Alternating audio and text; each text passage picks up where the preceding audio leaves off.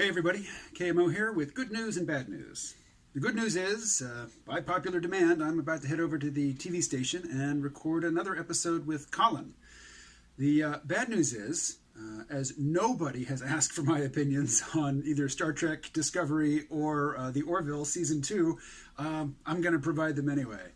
So, last night, I watched Star Trek Discovery Season 2, Episode 5, which was called Saints of Imperfection. It was okay. Not as good as the last couple of episodes, but it was okay. Well, not the last couple. The one before last was a low point, but last week's I thought was pretty good.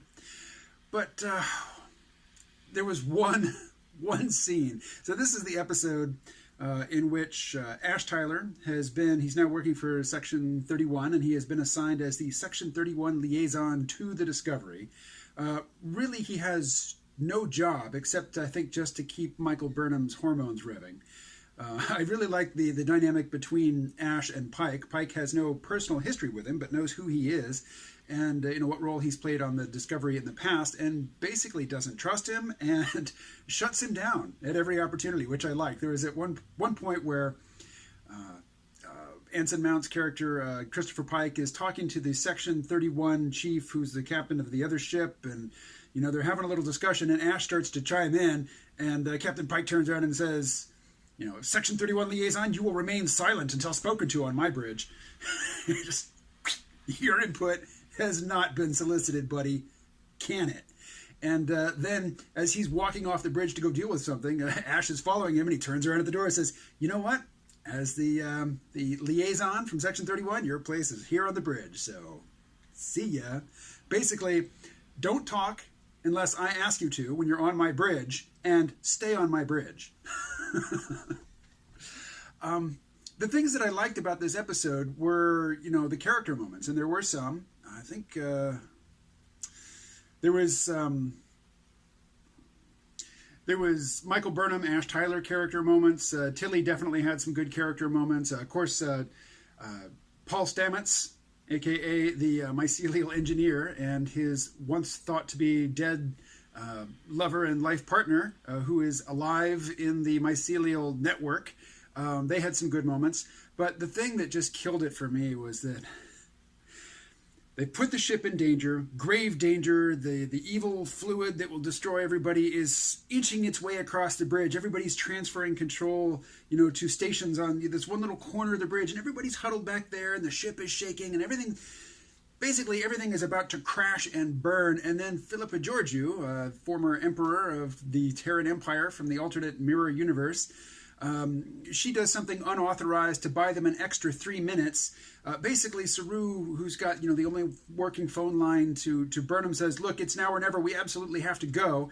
And with this 3 minutes and this "it's absolutely now or never, let's go," everybody in the mycelial network, Burnham, Tilly, the mycelial entity, Stamets, and his lover, they all have this philosophical discussion about feelings and emotions and who's a good guy and who's a bad guy. It's like everybody on the bridge of the Discovery is huddled into a corner about to be killed or disassembled or whatever by this fluid that's working its way across the bridge. And y'all are going to sit there and have what felt like a 10-minute discussion in the 3 minutes that Georgiou bought you. It's the sort of thing where, on TV, there'll be an interior shot of two people talking in a car, and the person driving the car looks over at the person that they're talking to and basically looks at them for like 30 seconds. When we all know in real life, if you glance at your phone for like 2 seconds, you can look up and find that you're in the wrong lane. It doesn't fly. It doesn't fly. Other than that, okay, I'm still, I watch Discovery on Thursday nights on Amazon Prime Video, always baked. I just don't trust it to watch it with my faculties, my critical faculties fully engaged. But in that context, I'm enjoying it. I'm starting to enjoy the characters. Owashikun, who is one of the bridge crew who we saw for a whole first season and never heard her speak or heard her name, she now has the nickname Owo. Pike calls her Owo, which is fun. I mean, maybe she objects to somebody shortening her name and making it easier for somebody, an Anglo to pronounce, but I like it.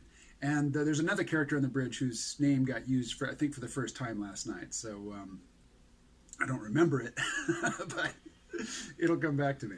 Anyway, I want to contrast this episode of Discovery with last night's episode of The Orville, which I just watched this morning. Stone cold sober. I'm not a wake and bake kind of guy at this point in my life, but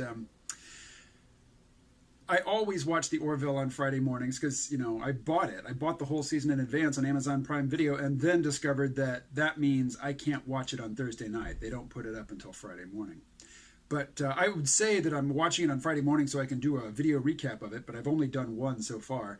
And really, I just watch it on Friday morning because I absolutely love The Orville, and I can't wait till the normal, you know, scripted entertainment viewing time, which for me is after work time. You know, I don't generally watch stuff during the day.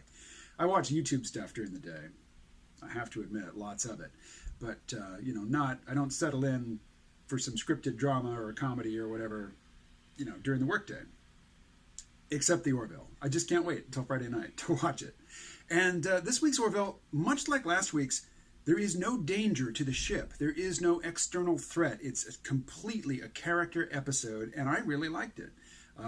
My buddy JP, who does Talking the Orville on Egotastic Fun Time, you know, he loves every episode of the Orville. He's going to praise every episode, but I could tell, you know, in his post-watching car video, he's like, this was not the greatest episode of this season. I love it, but, you know, there have been others that have been better. And yeah, last week's episode, the No Danger episode, where it's the relationship between Dr. Finn and Isaac the robot, that one was not only no external danger, you know, no jeopardy to propel the plot forward. There was no B story, really. It was just their story.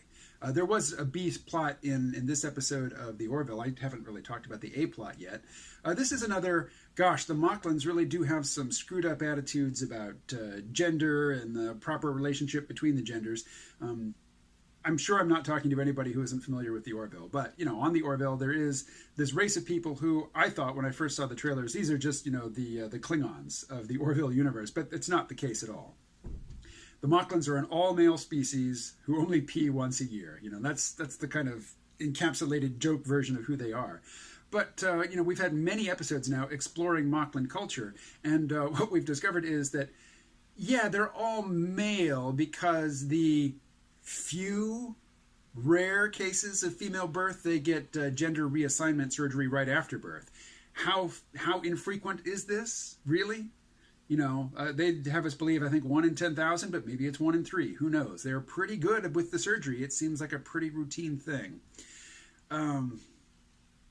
So in this episode, we meet a character who is one of Bortus's former lovers. It is a Mocklin man, because, you know, they're almost all men, named Lokar. And Lokar and Tala, the new security officer, have a little budding romance because Lokar is one of those perverted Mocklins who are into women. He's attracted to the female gender, which on Mocklin is, I think, punishable. Mocklus is the planet. I think it's punishable by death. It is certainly the highest of offenses against their culture and their cultural sensibilities. And so, again, this is an episode where the other characters get to go tut, tut, cluck, cluck, you know, we disapprove. And I'm getting, I won't say tired, because I really enjoy watching The Orville, particularly these episodes which are completely character-focused. There is no external threat. I care enough about these characters to be interested in, you know, what happens to them on an interpersonal level. And this is no different here.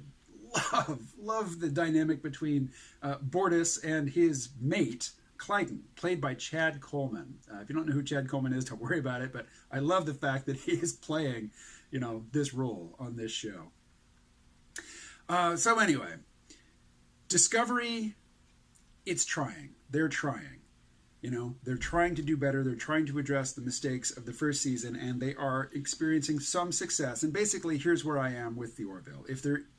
With Discovery. If there is a season 3, fine. I'm okay with it. I'll be tuning in and without any hint of hate watching. I mean, I just watch it now because while I'm watching it, I'm enjoying it. I don't think too much about it later because it doesn't really hold up to further scrutiny, but they're moving in the right direction, and go. Go. But if it gets canceled, I'm fine with that too. The Orville, gosh, I would be not devastated because there'll be all kinds of great stuff coming down the pike, but I would be disappointed if the Orville were canceled. Okay, I guess I will stop there. Is there anybody watching these who cares about Star Trek Discovery and the Orville? If so, please post a comment, and I will talk to you all maybe later today. Maybe the thing I shoot with Colin in just a few minutes will go up tomorrow. We'll see. Anyway, thanks for watching. I will talk to you again later. Bye-bye.